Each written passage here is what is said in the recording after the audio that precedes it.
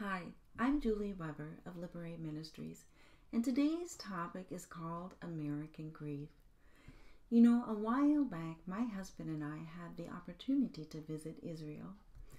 We were trying to plant the 2=1 marriage ministries that we were involved in at the time. And I remember one particular incident when we were visiting a Messianic pastor and his wife for the day. And it was time for them to go perform a funeral for a member in their congregation. So here we are in Israel, observing from the outskirts of the cemetery's fenced-in graveyard a Jewish funeral. I kept thinking, why are we observing this? I ended up getting a vision to start our ministry while we were there. Upon writing our curriculum, I spent time trying to understand and observing how people grieve. Well, three things I observed how people handle their grief. Number one, Americans do not grieve properly. I kept noticing that people try to keep their emotional health in control by not shedding tears. I have attended funerals where people tend to look great, very pulled together. Number two, Christians can become disillusioned with him by not grieving properly.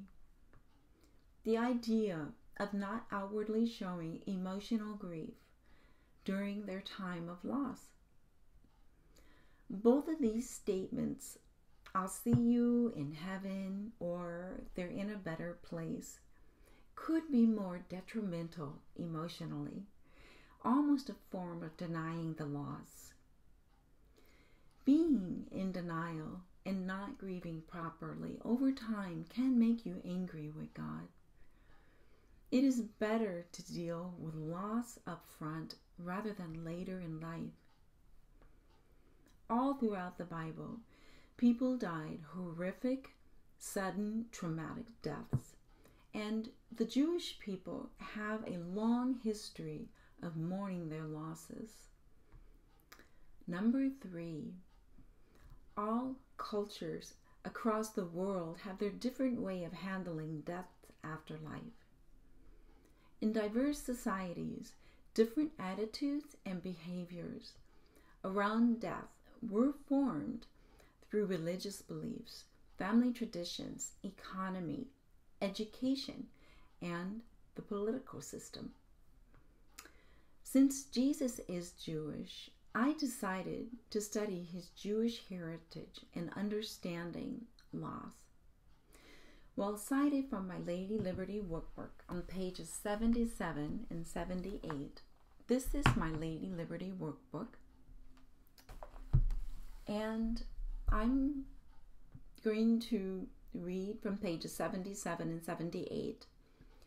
The Jews handle grief in a healthy way. Their customs are designed around expressing, not repressing, grief. They wail, they tear their clothes, and for the first few days in a Jewish home, they eat a certain way. They dress a certain way. They light a 7-day candle. They cover up their mirrors and decorative objects in their home to concentrate on their loss and less on their looks and vanity. After 7 days, the synagogue brings a meal of recovery. Grieving time is not a time to replace that which is lost.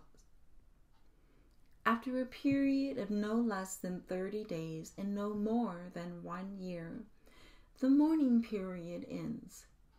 From that point on, they do not mourn anymore. It is a healthy process.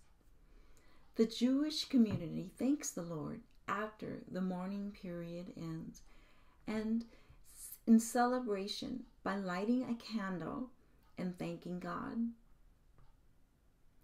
The Jewish style of mourning shows how a deliberate process of mourning can be healthy. I mourned the loss of my aborted child for 20 years. That was way too long. It's a big job to try to change America's way of handling grief. So what can you do the next time you experience loss? Go to grief support. There are all kinds of grief support groups for people affected by loss, locally, nationally, and internationally, by all types of death. You can search the internet for the grief support that you need in your local area during your time of need. 54 million women have had abortions in the United States. So globally, worldwide, the number is estimated 40 to 50 million abortions a year. If none of those people involved in those abortions had gone through any type of a healing process, then hypothetically, this means that our global world is at a grieving state.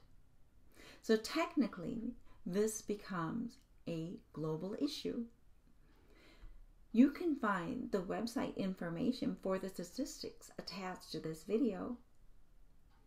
So hey, in closing, I want to do a shout out to people who have had an abortion. This message applies to you. I want to encourage you to begin the journey and process this area that needs healing so that you can live life liberated. Well, thanks for watching.